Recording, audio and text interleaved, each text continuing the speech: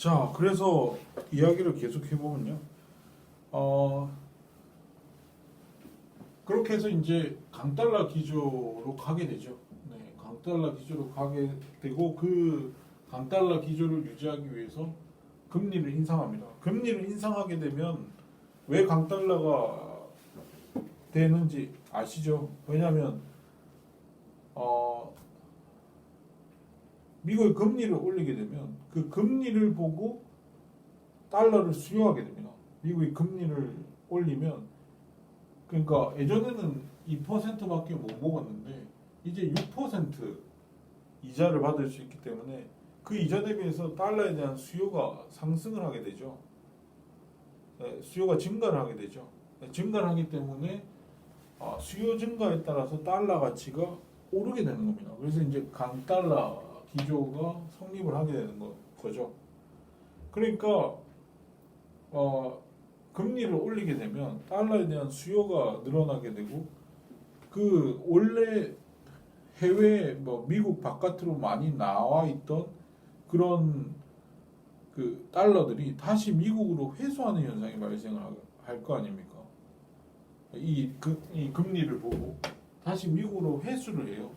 그러니까 2%대로는 별로 수익이 없던 미국 달러를 보유해봐야 수익이 없었기 때문에 많은 나라에 투자가 돼 있었을 겁니다.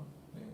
뭐 많은 개발도상 국가들의 이 원래 이자율이라고 하는 것은 금리라고 하는 것은 그 나라 경제 성장률에 수렴하는 경향성이 있거든요. 그래서 보통 선진국보다 그 개발도상국들이 경제 성장률 수준이 높잖아요. 왜냐하면 선진국가들은 워낙 경제 규모가 크기 때문에 1%만 성장을 하려고 해도 상당히 큰 폭의 성장을 해야 되거든요.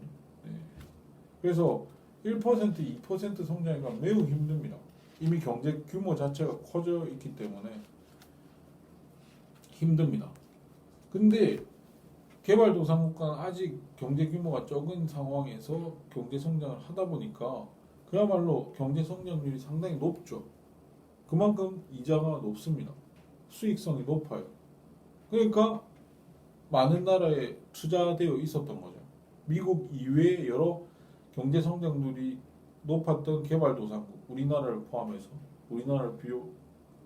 그 당시 호황을 구가던 동남아시아에도 많이 흩어져 있었을 겁니다. 달러들이. 근데 그 달러들이 이제는 금리 인상을 통해 가지고 한국에 있던 달러, 동남아시아에 있던 달러들이 회수되기 시작하는 거죠. 근데 그러니까 달러가 유출이 되게 되면 그만큼 그 나라 경제가 부담이 가는 거 아니겠습니까? 네. 부담이 가는 상황이 발생을 하는 거죠. 그러니까 맨 처음에 그 로버트 루빈이 강달러 정책의 기조의 하나로 그 금리 인상을 했을 때 맨 처음에 타격받은 건 라틴 아메리카입니다. 네, 라틴 아메리카 맨 처음에 멕시코죠. 멕시코에는 부자들이 대체로 달러를 가지고 있어요. 네, 달러를 가지고 있는데 이 부자들이 그 미국의 금리가 오르니까 자기가 가지고 있는 달러를 전부 다 미국으로 보내는 겁니다. 그 금리가 상승하니까 보내서 달러가 마구 유출이 되죠. 그러면서 이제 그 멕시코에 외환위기가 오고 그리고 라틴 아메리카 몇 군데를 외환위기를 가지고 온 다음에 동남아시아로 이게 전염이 되거든요. 그 태국을 시작으로 해서 말레이시아, 뭐 인도네시아, 뭐 대만, 홍콩 뭐 이런 식으로 해서 전염이 됩니다. 그래서 동아시아 전체의 외환위기, 그러니까 경제 위기가 일어나게 되는 거거든요. 차례대로. 그리고 홍콩 다음에 우리나라에서 외환위기가 홍콩으로 전염됐다가 우리나라로 이제 건너오는 건데 이 당시에 맨 처음에 이제 동남아시아 태국을 시작으로 그 경제 위기가 외환 위기가 발생을 하게 되는데 태국의 경제 위기 또 외환 위기를 가지고 온 것은 이 조지 소로스라고 하는 환투기꾼이 있습니다. 이 조지 소로스 이 환투기꾼은 미국의 강달러 기조, 금리 인상 정책을 보고 그야말로 태국을 공격하기 시작하거든요. 태국이 그래서 맨 처음 외환위기, 그러니까 동남아시아에서는 맨 처음 경제가 무너집니다. 외환위기 상황으로 치닫게 되거든요. 그러면서 이제 IMF 구제금융을 신청을 하게 됩니다. 그 메커니즘이 어떻게 됐냐면 조지 소로스라고 하는 사람이, 이 소로스는 이 로버트 루빈 미국의 그 금리 인상 정책을 보고 움직인 거예요. 예, 보고 움직인 건데, 이 조지 소로스 이 환투기꾼입니다. 환투기꾼의 우두머리죠. 예, 우두머리가 태국을 칩니다. 어떤 식으로 하냐면 이 소로스가 외환위기를 상황을 만든 게 조지 소로스라는 사람이거든요. 이 사람이 그 여기 이게 태국은 바투아라고 하는 화폐를 씁니다. 바트라고 하는 화폐를. 그래서 그 태국의 바트, 달러, 외환 시장 게 있지 않겠습니까? 외환 시장이라고 하는 건 자국 화폐와 외국 화폐가 거래되는 시장을 우리가 외환 시장이라 그래요. 그래서 바트와, 그러니까 태국 자국 화폐와 달러가 교환되는 시장, 이게 바트 달러 외환 시장이라고 할 수 있는데, 여기에 이제 이 환투기꾼이라고 할 수 있는 소로스가 뭔가 공격을 하기 시작하는 거죠. 어떻게 공격을 하냐면 바트화를 얘네들이 빌립니다. 소로스가 바트화를 빌려가지고 바트화를 외환시장에 공급하고 그 대금으로 달러를 사옵니다. 네. 그러니까 외환시장이라는 거 하는 게 자국 화폐와 외국 화폐를 교환하는 시장이니까 바트화를 주고 빌린 바트화를 주고 달러를 사오는 겁니다. 그러니까 바트화를 팔고 달러를 사오는 거죠. 이걸 통해 가지고 조지 소로스가 원하는 게 뭐냐면 달러의 가치를 높이는 겁니다. 예. 달러 가치를 상승시키는 거예요. 그러니까 이 외환 시장에 달러를 자꾸 빼내는 겁니다. 빼내면 그 이전에 비해서 달러가 어떻게 되죠? 달러가 귀해지잖아요. 그래서 이 달러를 계속 빼내는 이유는 달러 가치를 올리려고 하는 겁니다. 그 다음에 이 바트화 가치는 이 상대 가격이거든요. 외환 시장에서 상대 가격인데 달러 가치가 올라가면 바트화 가치는 떨어지겠죠. 왜냐하면 바트화는 계속 공급됩니다. 그러면 그 이전에 비해서 그 외환 시장에서 그 바트화가 흔해지잖아요. 흔해 빠진 건 가치가 떨어지고 귀해지면 가치가 올라가는 거잖아요. 그러니까 달러 가치는 올리고 바트화 가치는 떨어뜨리는 것이 이 소로스의 목표입니다. 그리고 자기는 달러만 가지고 있으니까 달러 가치가 올라가는 게 유리하죠. 그리고 바트화라고 하는 것을 빌렸는데 나중에 빌리면 갚아야 되잖아요. 근데 바트화 가치는 이미 내려가 있으니까 그 자기가 빌릴 때보다 훨씬 낮은 가격에 낮은 가치로 돈을 갚으면 되는 겁니다. 그러니까 요게 목표인데 이거를 지켜볼 수가 없죠. 태국 정부 입장에서는. 그래서 태국 정부 입장에서는 이 달러가 계속 빠져나가는 것을 막아주기 위해서 이 태국 정부도 달러를 예비적으로 쌓아놓고 저장해놓고 있을 거 아닙니까? 그래서 태국도 외환 보유고가 있을 텐데 자기들이 가지고 있는 외환 보유고를 이게 소로스가 가져간 만큼 채워놓으면 달러 가치가 변화가 없을 거잖아요. 그리고 달러를 공급하고 그럼 바트화가 나올 겁니다. 그래서 바트화는 퍼내고 달러는 계속 집어넣는 그러니까 조지 소로스와 태국 정부는 반대 방향으로 지금 거래를 하고 있는 겁니다. 그래서 이걸 그 소로스의 환투기를 방어하기 위해서 태국 정부는 계속 나간 만큼 달러를 채워놓고 들어온 만큼 퍼내는 겁니다. 바트화를. 그래서 바트화를 계속 사고 그 대가로 팔고 달러를 파는 이런 반대 방향의 어떤 움직임을 보이게 되는 겁니다. 그래서 이런 소로스가 이런 공격을 해가지고 달러 가치를 높이려고 하는데 소로스가 3번에 걸쳐서 환투기를 합니다. 첫 번째 실패합니다. 두 번째 실패합니다. 환투기. 세 번째 성공. 이게 97년도 중순일 겁니다. 97년도 여름에 3차 공격을 원래 1차는 96년도에 하거든요. 환투기를. 세 번째 공격을 해가지고 성공을 합니다. 왜냐하면 태국 정부는 달러가 외환 보유고가 부족했거든요. 부족했습니다. 그래서 이 환투기를 막을 수가 없었어요.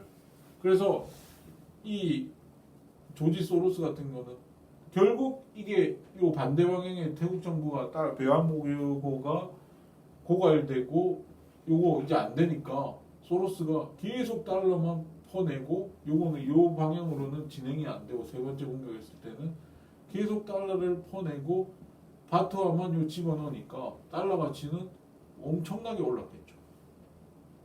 그리고 바트화 가치는 엄청나게 떨어졌을 겁니다. 요 차익만큼 달러 이 조지 소로스는 결국 가지고 있는 게 이 환투기를 통해서 가지는 건 달러였는데 달러 가치가 요만큼 오른 만큼 수익을 먹는 겁니다. 수익이 나는 거. 어마어마한 이득을 얻게 되죠. 그리고 바트화는 떨어진 상태에서 이 빌려서 지금 이렇게 거래를 한 거거든요. 아주 헐값에 이제 빌린 돈을 갚으면 되는 겁니다.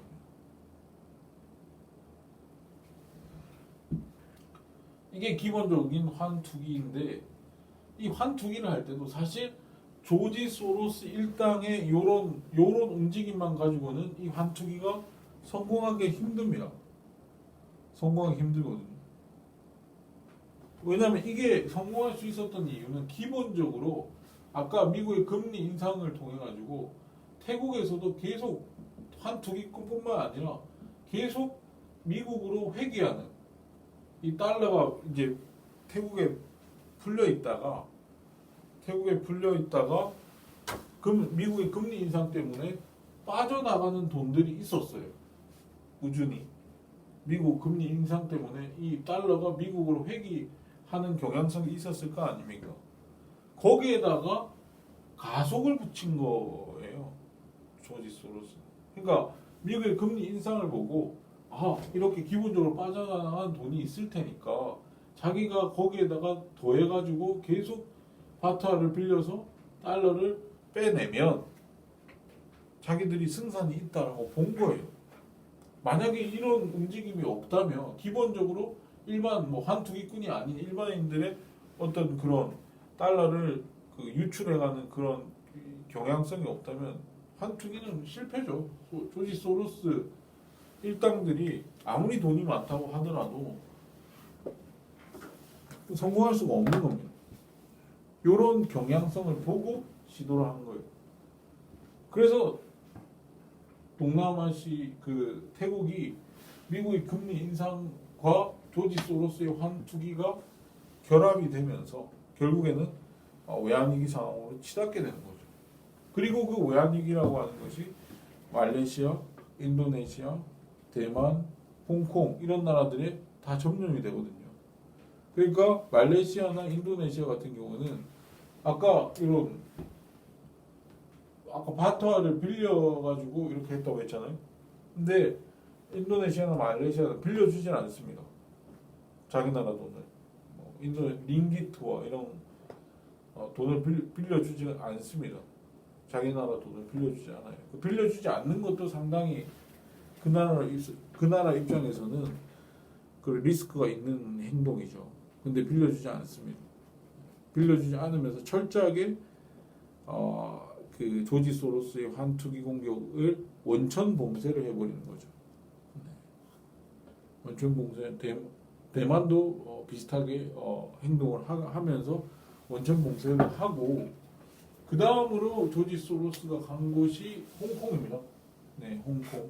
사실 인도네시아, 말레이시아, 대만 이런 나라들이 다 외환 위기를 겪게 됩니다. 이 당시에 겪게 되고 실제로 조지 소로스가 또 한 투기를 한 곳이 어디냐면 홍콩이거든요. 네, 홍콩. 이 홍콩도 비슷한 홍콩 달러, 이건 바트화가 아니라 홍콩 달러겠죠. 홍콩 달러. 근데 홍콩이라고 하는 나라는 나라가 아니죠. 중국인데 뒤에 중국이 있단 말이에요. 부담스럽죠. 네. 그러니까 사실 굉장히 부담스러운 상대였음에도 불구하고 무리하게 들어간 측면이 없지 않습니다. 그리고 이 당시에 홍콩에 도널드 창이라고 하는 사람이 이제 재정장관, 홍콩의 재정장관을 하고 있었는데 이 사람이 월가에 상당히 잔표가 굵은 사람이라서 굉장히 대응을 잘합니다. 조지 소로스의 그 환투기에 대해서 금리를 어마어마하게 인상해버리죠. 그러니까 홍콩 달러를 이 바트화를 빌릴 때 조지 소로스가 바트화를 빌렸었잖아요. 그러니까 홍콩을 공격하려면 홍콩 달러를 빌려야 되는데 홍콩 달러에 빌리는 이자율을 어마어마하게 올려버립니다. 굉장히 부담스러울 정도. 그러면 이자율보다 훨씬 더 큰 수익, 요 차익이 커야만이 이게 이제 소로스가 수익을 얻을 수 있는 건데 굉장히 부담스럽게 금리를 올려버리고 100% 이상 금리를 올려버리고 그리고 홍콩 같은 경우에는 굉장히 외환 보유가 많았기 때문에 투기는 실패합니다. 소로스가 홍콩을 해서 실패해요. 그게 이제 1997년 이게 홍콩을 공격해서 실패한 게 97년 10월 23일입니다. 10월 23일에 도널드 창이 기자회견을 열고 투기는 실패했다라고 선언을 하게 되고 어마어마한 손해를 보게 되죠. 네, 손해를 보게 됩니다.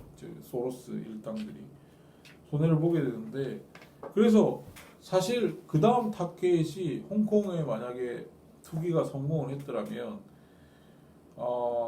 그 다음 타켓이 우리나라였을 가능성이 높은데 사실 우리나라는 그럴 여력이 없었어요. 조지 소로스가 어마어마하게 손실을 본 상태였었기 때문에 존인을 상실한 상태였죠. 네, 홍콩. 근데 우리나라는 외환위기가 왜 왔느냐? 태국은 소로스가 와서 동남아시아 경제들이 소로스 때문에 여러 가지 어려움에 직면을 하면서 외환위기 상황으로 치달았는데 우리나라는 그럼 조지 소로스가 오지도 않았어요. 환투기를 하지 않았습니다. 우리나라. 어떻게 됐느냐? 우리는 자멸한 겁니다. 자멸했어요. 그러니까 아까도 이야기했듯이 동남아 경제가 파탄 지경으로 이르면서 우리나라 종금사들이 부도가 나기 시작하고 그걸 보증을 썼던 시중은행 그 다음에 정부가 외환보유고를 쓰면서 망하게 되죠. 네. 그런 일련의 과정을 겪게 되고 그것은 결국 동남아 경제가 파탄났다는 것은 아까 미국의 금리 인상이 주요 원인이었다라고 이야기를 했었죠. 근데 사실 이 대외적 요인, 그러니까 동남아 경제가 무너지고 있었다 하더라도 만약에 이 당시에 우리나라 대내적 요인으로서 관료들이 거기에 대해서 잘 아까도 이야기했듯이 응전을 했더라고 한다면은 사실 우리나라 외환위기 가지 않았습니다. 근데 그렇지 못했어요. 관료들은 이 당시에 이걸 보면 알 수 있는데 우리나라 환율과 경상수지를 보면 알 수 있는데 이 당시에 우리나라 경상수지가 상당히 적자였습니다. 네, 적자였어요. 적자인 이유는 환율 때문이었어요.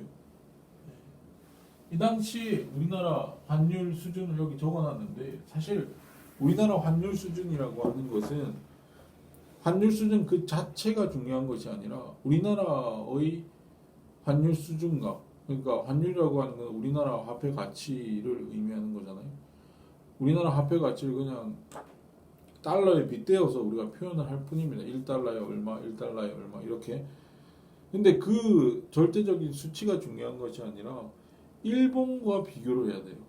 그 당시 우리나라가 그 국제 경쟁력에 있어서 일본과 그야말로 경쟁을 하는 국가가 일본이었기 때문에 일본의 화폐 가치와 우리나라 화폐 가치 적정 비율이라고 하는 것이 있는데 그게 깨져 버립니다. 이 당시의 환율 수준이 보통 우리나라랑 일본의 환율의 수준은 보통 10대 1 비율이 가장 적정하거든요. 10대 1이라고 하는 비율이 가장 적정한 비율인데 그래야 이제 환율에 의해서 우리나라 수출 경쟁력이라고 하는 것이 별 상관을 받지 않는데 만약에 우리나라 그러니까 원래 정상적이라면 10대 1 비율이 맞습니다. 10대 1 비율이 맞는데 만약에 그게 7대 1이 된다. 그럼 우리나라 화폐 가치가 어마어마하게 강해진 거거든요. 강해지면은 우리 그 환율이 오르면은 상대적으로 일본에 비해서 우리나라 화폐 가치가 높다.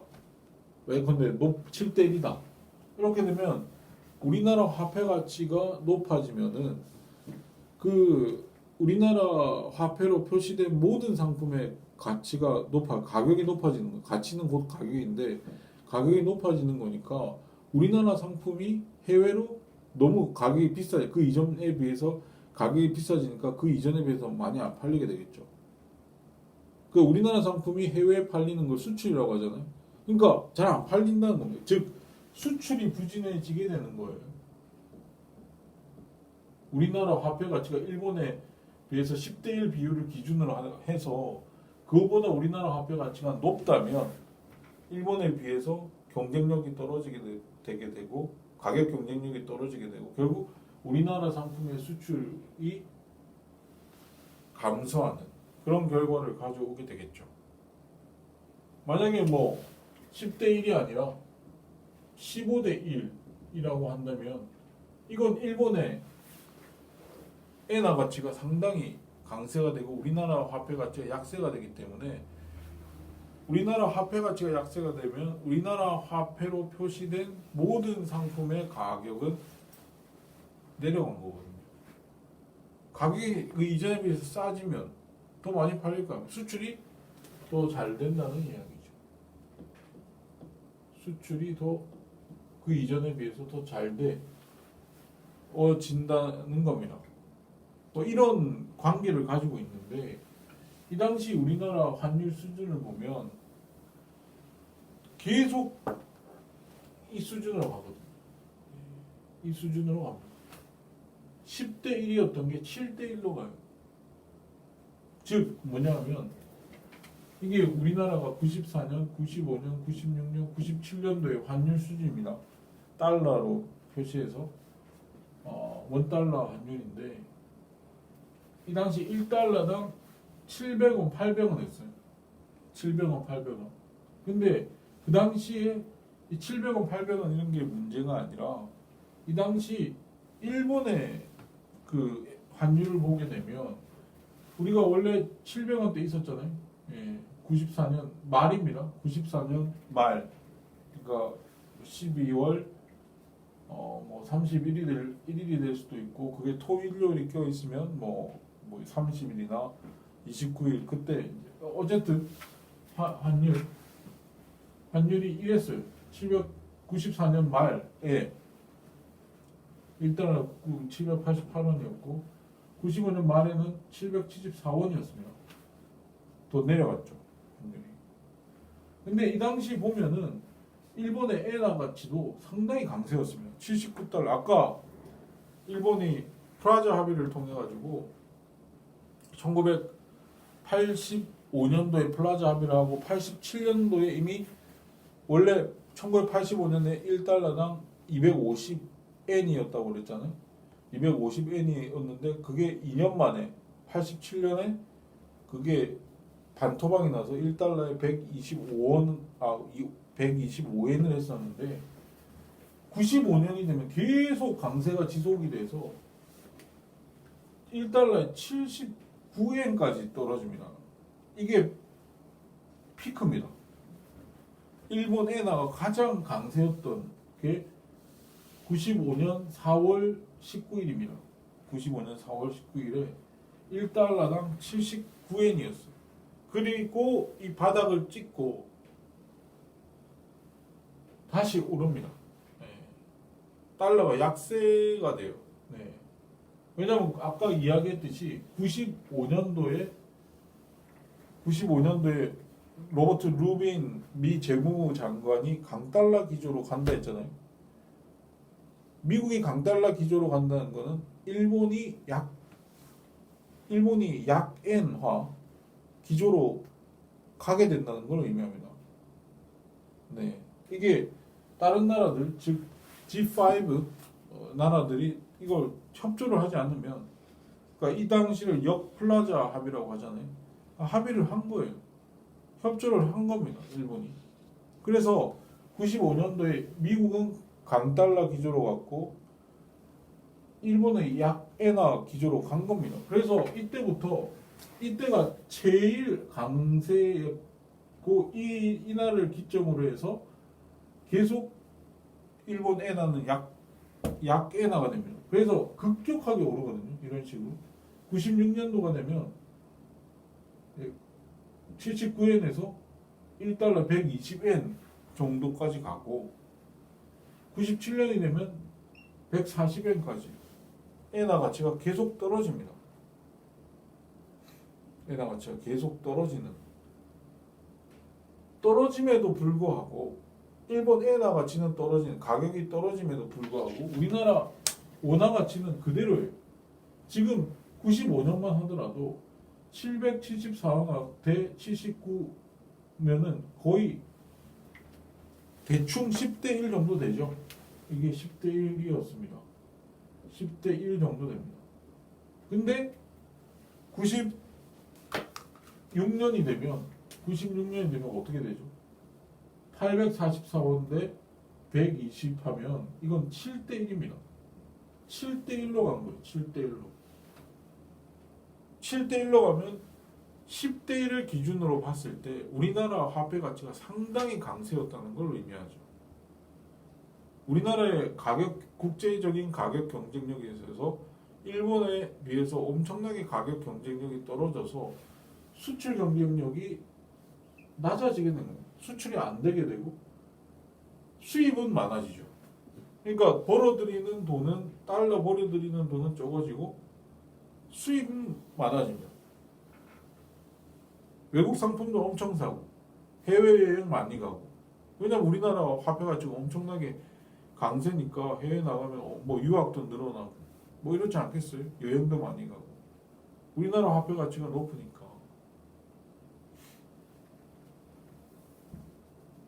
그 바람에 보시면 그 이전까지는 우리나라 경상수지 적자가 그 당시에 다 적자였습니다.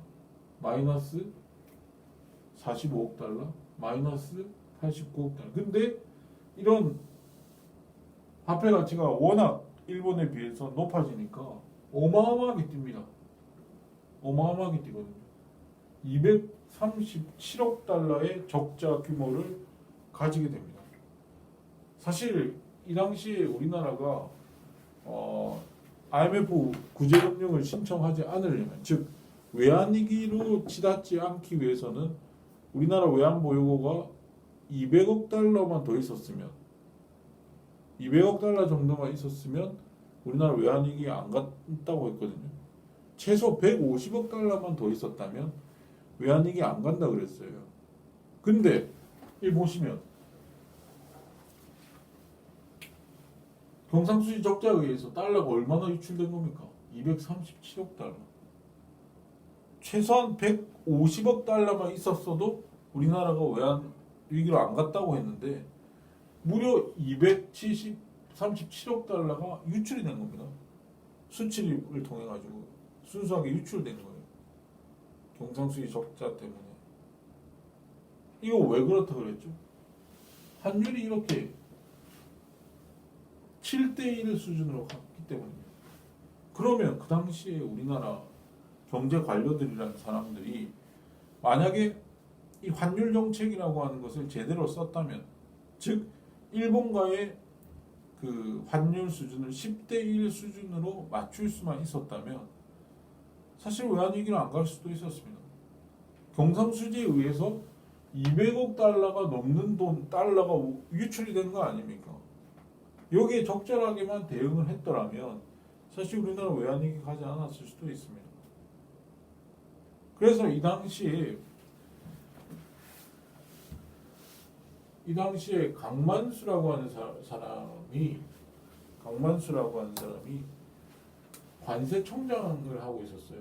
근데 이 관세청장이라고 하는 건 사실은 뭐 수출입을 담당하고 있는 거 아닙니까? 수출입하는 거에 있어서 뭐 수입 물품에 대해 가지고 관세를 부과하는 사람이기 때문에 이 우리나라의 수출입 현황을 그야말로 면밀히 관찰하고 있었던 경제 관료라고 볼 수 있었는데, 이 강만수라고 하는, 나중에 뭐 이명박 정부가 되면 장관도 하고 그럽니다만은, 이 사람이 96년 초에 보고서를 하나 작성을 하거든요. 보고서를 작성을 해가지고 올해 경상수지 적자가 200억 달러 정도가 될 것 같다라고 하는 보고서를 씁니다. 근데 사실 그 당시에 한국은행이나 KDI에서 보고서가 나오기로 우리나라가 작년 95년도에 89억 달러의 경상수지 적자, 이 상당히 규모가 컸거든요. 90억 달러 가까운 경상수지 적자를 기록했기 때문에 올해는 요것보다는 좀 적은 경상수지 적자를 기록할 것이다 라고 전망을 했습니다. 왜냐하면 전에 너무 컸기 때문에 그것보다는 많지 않을 거다 라고 하는 KDI나 한국은행 그렇게 예측을 했어요. 근데 강만수라고 하는 사람이 그걸 이제 보고서를 200억 달러가 될 것 같다는 보고서를 그 청와대로 보냈는데 그 당시 경제수석이 이걸 찢어버렸다 그래요. 네, 그 보고서를 찢어버립니다.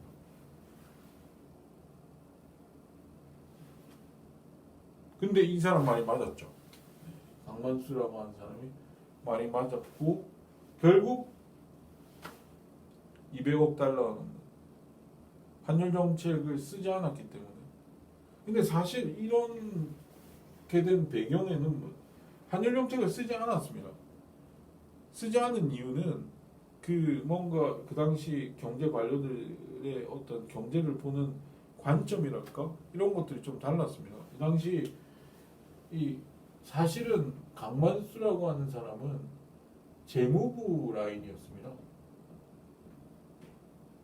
이 경제 관료는 크게 두 라인으로 구분해서 볼 수 있는데, 하나는 재무부 라인이고 하나는 경제 기획원 라인이 있었어요. 근데 사실 김영삼 정부가 서면서 원래는 재무부와 경제기획원이 따로 있었는데 이 두 개를 통합합니다. 재무부와 경제기획원을 통합해서 재경원 또는 재정경제원으로 통합을 시켜버리거든요. 통합을 시켜버리니까 사실 재무부 경제기획원이 통합이 되면서 하나의 기관이 부처가 됐지만, 사실 그동안 한편의 관료들은 재무부 소속이었고 한편의 관료들은 경제기획원 소속이었어요. 근데 강만수 같은 경우는 재무부 라인이었습니다. 이 재무부는 그야말로 당면한 경제 현안을 처리하는 그런 부서였거든요. 매일매일 당면한 경제 문제들을 처리하는, 그야말로 당면 문제를 이제 다루는 그런 부서였던 반면에 경제기획원이라고 하는 것은 그 부서의 이름에 걸맞게 그야말로 장기 플랜을 짜는, 우리나라가 뭐 경제 개발 뭐 5개년 계획 이런 것도 다 이런 데서 하는 거였는데, 경제기획원이라고 하는 건 장기 플랜을 짜는 그런 부서입니다. 우리나라 국가 경제 대계를 짜는, 장기 플랜을 짜는, 그 당면한 문제를 해결하는 부서가 아니라 장기 플랜을 짜는 그런 부서였는데, 그래서 재무부 라인은 상당히 현실론입니다. 현실론에 가깝고, 경제기획원은 구조론자들입니다. 경제 구조를 어떻게 구획을 하는가. 그 당시 이제 이 강경식 장관 같은 경우에는 경제기획원 라인이었죠. 이 강경식이라는 사람은 그 경제 관료들한테 있어서는 관료 중에 관료. 그야말로 경제 관료들 사이에서는 상당히 존경을 받고 있었던 사람이죠. 사람이었는데 어쨌든 그래서 이 강만수 같은 경우는 이런 상황에서 환율 정책을 쓰자라고 하는 주의자였습니다. 환율 정책. 그러니까 일본과의 환율을 10대 1로 맞추자. 그렇지 않으면 경상수지 적자가 이렇게 큰 폭으로 200억, 경상수지에 의해서 수출 수입으로 인해서 200억 달러 이상이 유출될 수 있으니까 환율 정책을 쓰자라고 이야기를 했지만, 이 구조론자들이었던 경제기획원, 뭐 강경식뿐만 아니라 뭐 여러 뭐 김인호 수석이라 이런 사람들도 다 이 재무부 라인이었는데, 이런 사람들은 이 경제기획원 라인은 구조론자로서 사태를 달리 봅니다. 달리 봐요. 환율을 올렸을 경우에는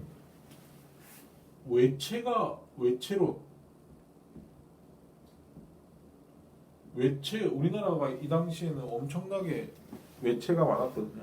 외국으로부터 빌린 돈들이 많았단 말이에요. 근데 우리나라 환율 정책을 써가지고 그러니까 우리나라 화폐 가치를 떨어뜨리게 되면 그만큼 그건 달러로 표시되어 있으니까, 외채라고 하는 거, 외국으로부터 빌린 돈이라고 하는 건 달러로 표시되어 있으니까 달러 가치가 올라간단 말이에요. 우리나라 화폐 가치에 비해서 달러 가치가 우리나라 화폐 가치를 내리게 되면, 환율 정책이라고 하는 건 화폐 가치를 지금 너무 강하니까 우리나라 화폐 가치를 낮추자는 거 아닙니까? 근데 낮추게 되면 상대적으로 달러 가치가 올라가서 결국 우리나라 외채가 증가한다는 겁니다. 이거 어떻게 감당하냐? 외채가 증가를 하는데 어떻게 환율을 올려서 외채 증가를 어떻게 감당할 거냐? 이 당시 우리나라는 외채가 한 1,000억 달러 정도 됐어요.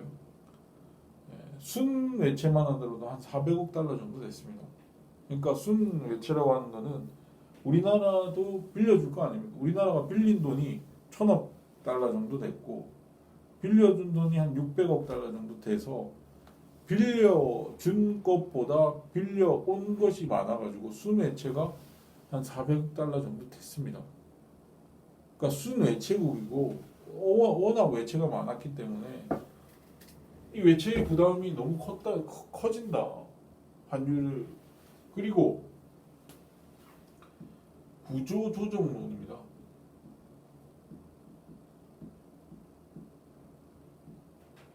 아니, 국가가 언제까지 환율을 올렸다 내렸다 하면서 수출 대기업들을 지원할 거냐? 그러면 안 된다는 거예요.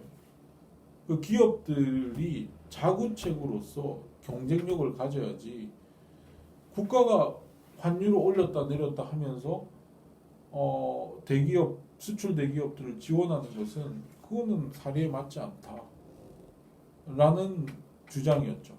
그래서 기업 스스로, 이 당시 이제 환율이라고 하는 건 고정환율이었기 때문에 우리나라 정부가 환율 수준을 결정할 수 있었어요. 네. 물론 이제 밴드를 정하는 거죠. 밴드를. 그러니까 플러스 마이너스 2.25%를 올렸다 내렸다 하는 이제 상한과 하한이 정해져 있었거든요. 그런 형태의 어떤 고정환율 제도였는데 어쨌든 환율을 정할 수 있었는데 매번 수출 대기업을 지원하기 위해서 매번 환율을 올렸다 내렸다 할 수 없는 거 아니냐. 오히려 수출 대기업들이 스스로 자기들의 생산비를 절감해서 그러니까 구조조정을 해서 뭐 인건비를 낮추든지 스스로 물류비를 낮춰서 구조조정을 통해 가지고 생산비를 줄여라. 우리가 매번 환율을 조정해서 관료들이 환율 조정해서 수출 대기업을 지원하는 게 경쟁력이 있겠느냐? 그게 말이 되느냐? 그래서 뭐 생산비를 줄이기 위해서 뭐 인건비를 줄인다든지 또는 물류비를 줄인다든지 하는 자꾸 노력을 해라라고 하는 겁니다. 구조조정을 하기 위해서는 자체적인 수출 대기업들의 구조조정을 독려하기 위해서는 오히려 환율 조정은 해가 될 수가 있다.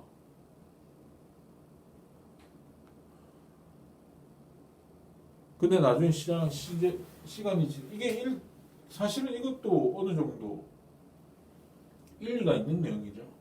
네, 일리가 있는 내용입니다.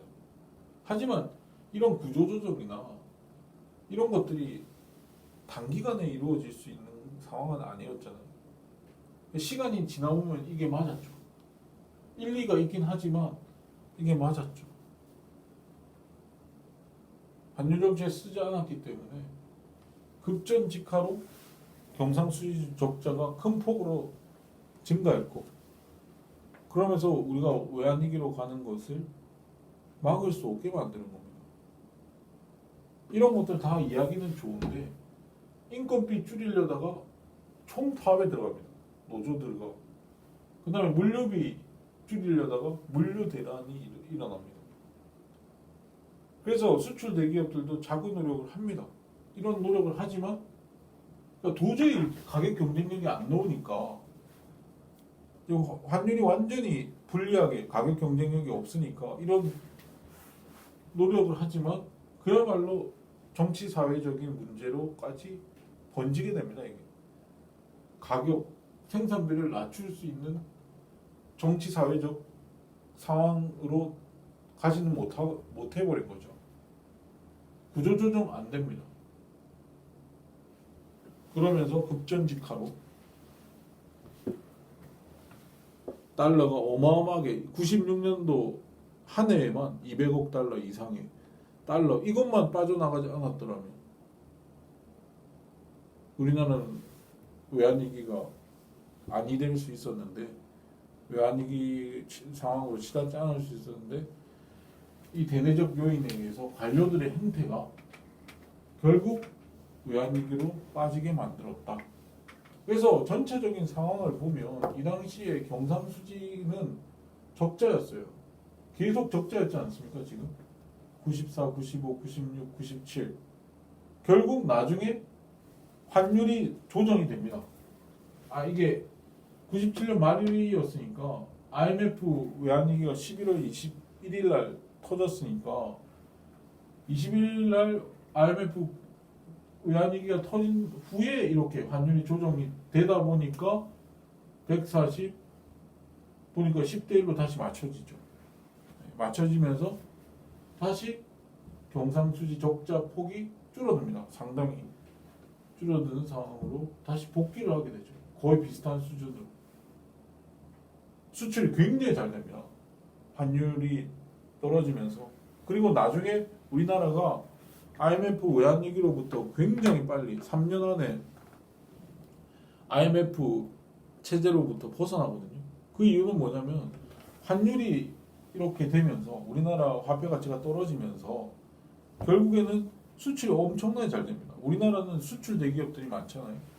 수출이 굉장히 잘 되면서 결국 달러가 마구 들어오기 시작합니다.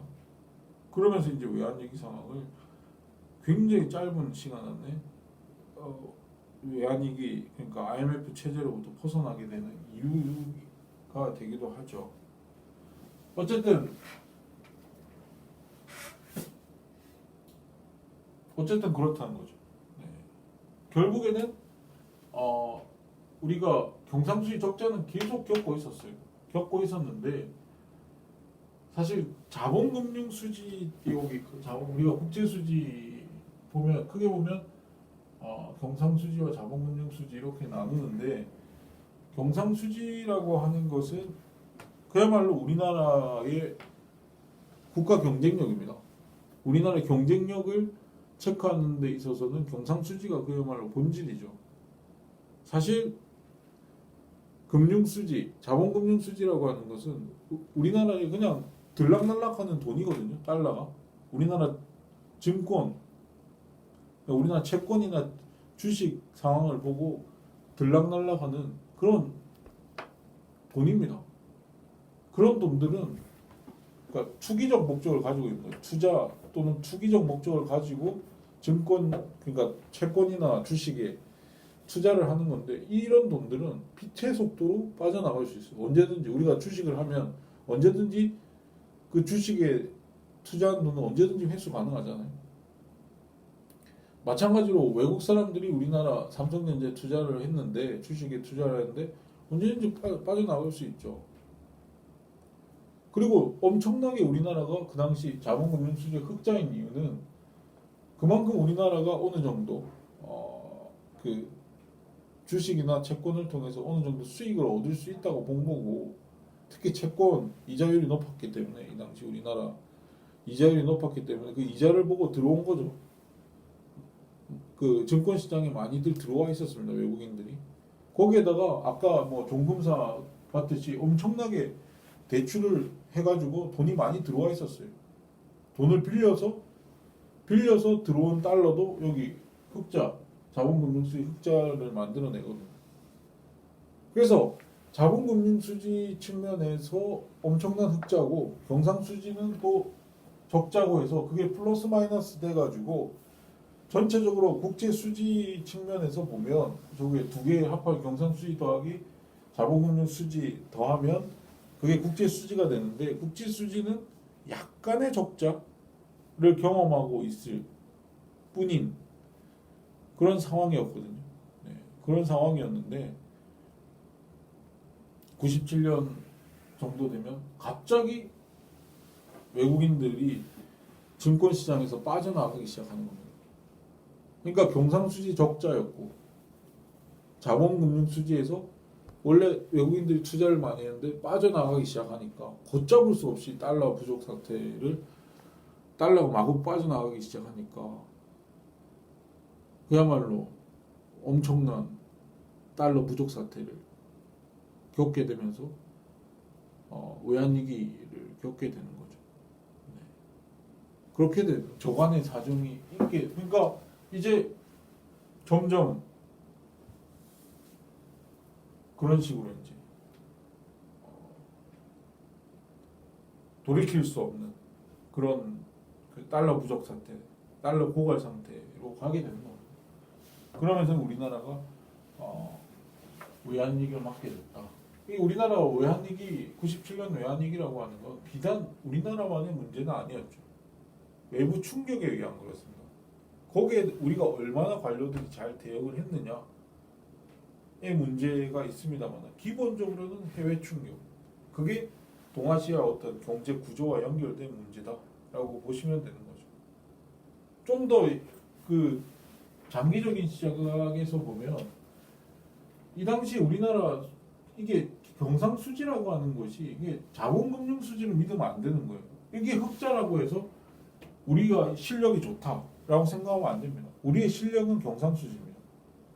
수출, 우리나라 물건이 잘 팔려야 되는 거죠. 그러니까 이게 진짜입니다. 우리나라 진짜 실력이.